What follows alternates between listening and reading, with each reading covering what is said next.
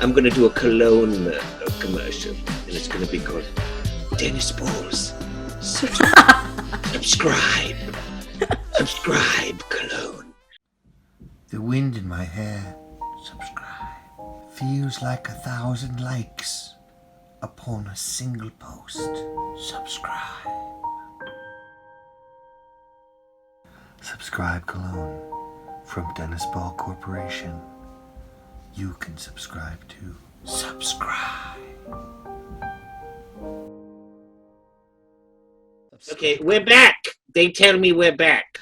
So, other topics. I suppose we should talk about your podcast, which is really the reason you're here today. Yes.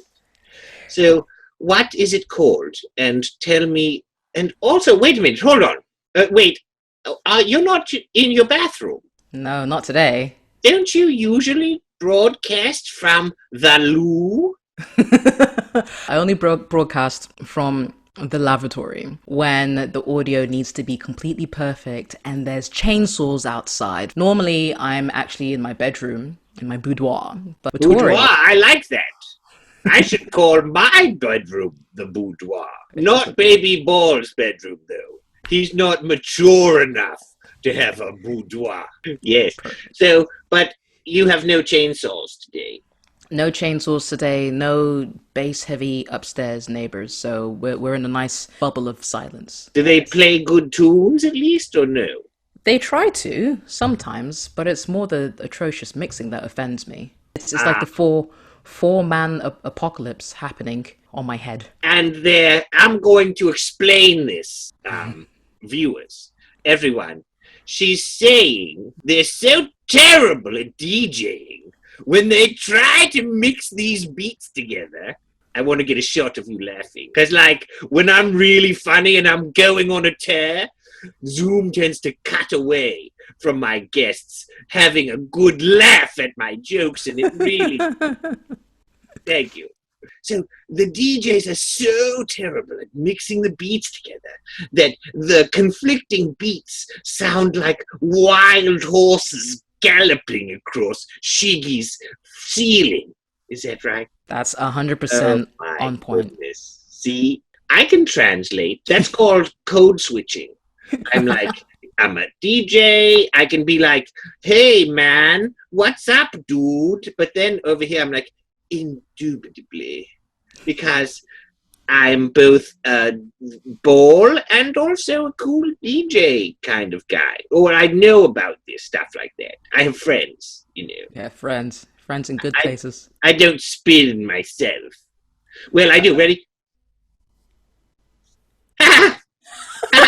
See that? See what I did? It's so funny. I like to do ball humor sometimes. You're great. I feel like it's okay for me. But why am I not talking to you about your podcast? Forgive me. It's okay. It's actually I'm liking the space here because it's a heavy subject to kind of jump into. So a little bit of humor to kind of have us nice and high. Yes, I mean it's kind of about your personal journey. It's called Getting Shiggy With, which is on Will Smith's Getting Jiggy With It, because throughout my entire childhood, that was my anthem. And it started last year in September after spending what one can only describe as a crusade to go and pick up my mum who committed suicide in May. Oh. So I had to travel over there. I honestly, I am so sorry. It's all right. People do what they do, and then other people pick up the pieces. So Yes. it's all good. Well, it's not all good, but I appreciate your willingness to, it's a tough subject, but I'm glad you're willing to broach it on my program. I appreciate it, man. More than happy to. I mean, that's been the mission now since that time, because it is a really heavy subject, but it doesn't have to be. Right.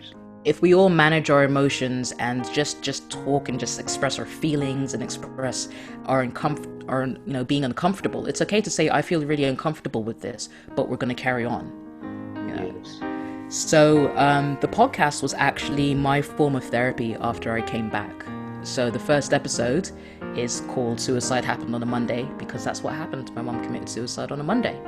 Well, And I go into... You're gonna pick a day, right? Start at the beginning of the week. Yes. At 10:30 in the morning. But yeah, so that I used the beginning of the podcast just for me to get words out of my head, because I had so many words and ideas and questions and, just all these difficult things. And I knew trying to talk to someone, just one human being, would work, because you only get one view.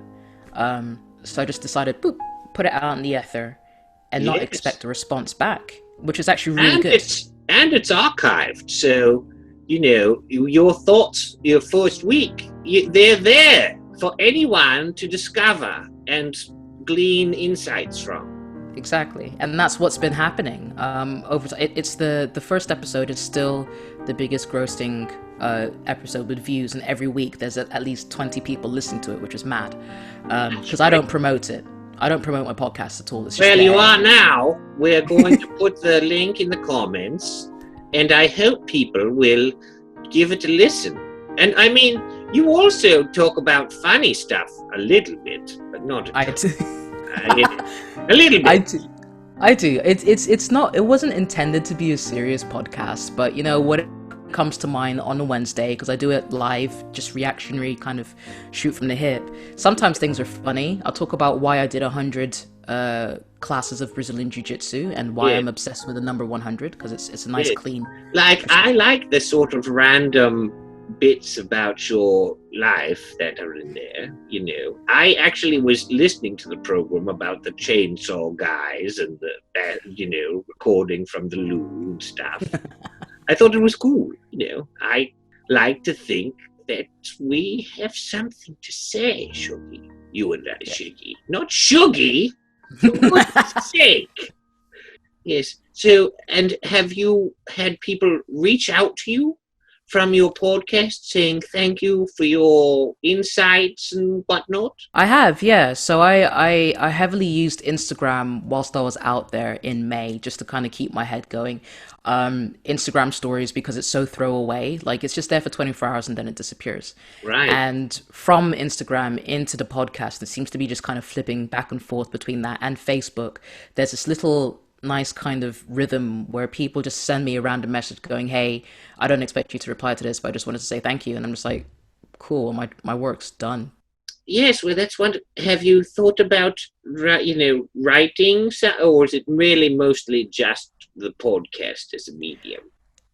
Well, I've got all sorts kind of running. I am writing more. I just find writing a very exhausting kind of practice, because I have so many things I want to say, and I write all of them, and then I have to edit it 5 gazillion times, and then I'm not happy. Girlfriend, don't even get me started. Travels with Miranda has been a beast. It's my song of ice and fire. It's got me on the ropes. But you know what? It's a journey we take as writers, as communicators, as artists. We must embrace the... Cut this part out later, please. This is going to be 2 minutes long when they're through with edits. I think it's actually going to be quite a good episode, Shiggy. Do you think? Wonderful. I think so too. I think we're riffing quite well, so I'm very happy. Good. And do you have anything more you want to talk about with your podcast, or? The podcast started off just as a therapy kind of thing, but it's kind of growing into something more than that. And I did a little section on books that influenced my life. And I'm going to be interviewing people, because the initial idea of the podcast was living a ridiculous life. The episode before the first episode is an intro into living life ridiculously. And then it kind of went in a completely different ridiculous angle I wasn't expecting it to be. I was expecting it to be fun. What does living ridiculously mean? It means just doing what you want to do when you want to do it, without fear. Right. Who I am, you reeled off all the things that I do. Right. And a lot of people are just but why? And I'm just like, but why not? Like, why do I want to stay in an office all day when I can go and do 5 different things in a day and feel like I've really kind of done things my Yes. way? I So, mean, life can be a hustle. It has to be a hustle sometimes when you in the entertainment biz like you and I, you know. yep. You have to bounce from one thing to another. If you you see what I did there? See Very what I good. did there? Very Yeah, good. but you know, you've got it's like the gig-based economy, man. See what I did there? It I is. code switched again. I code Man, switched into the cool guy. you are just you are riffing all over the place. I'm sorry. I'm not even letting you get a word in edgewise. But it's good. It's good. Basically, interviewing people like us is the next kind of step where I just want to find people who have some ridiculous life stories that they're cool with sharing, just to show people, like, life is a variety and you should just live it or live vicariously through us. It's fine. Same, same. Totally. I am with you 100%. What you drinking, Tang? Oh God, Tang. Wow, Tang was a childhood drink. Do they have Tang over there? I don't really. They have Robertson's. This is Robertson's orange squash, basically. Orange Which is kind of squash? Yeah, it's a weird thing. This is childhood again. This is a childhood drink. In school, they'd put like the tiniest amount of water in with like all the water, and it just tasted like sadness and misery. This doesn't taste like that. This tastes good. But it's light. Delicious. It's light. I want to tell you as an aside, some people think this one guy wrote me a message. He was very, very angry, Shiggy. He thought I was making fun of British people. Can you imagine? How can you even? I was shocked. I was outraged.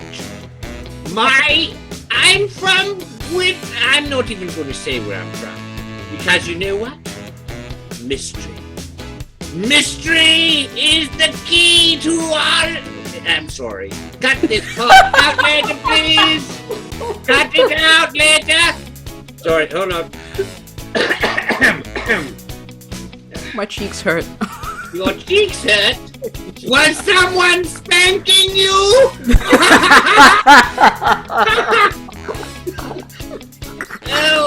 Oh my! That was saucy of me. Forgive me. You do valuable work, Mr. Ball. I'm going to cover Baby Ball's ears when that part comes. End scene. Okay, end scene.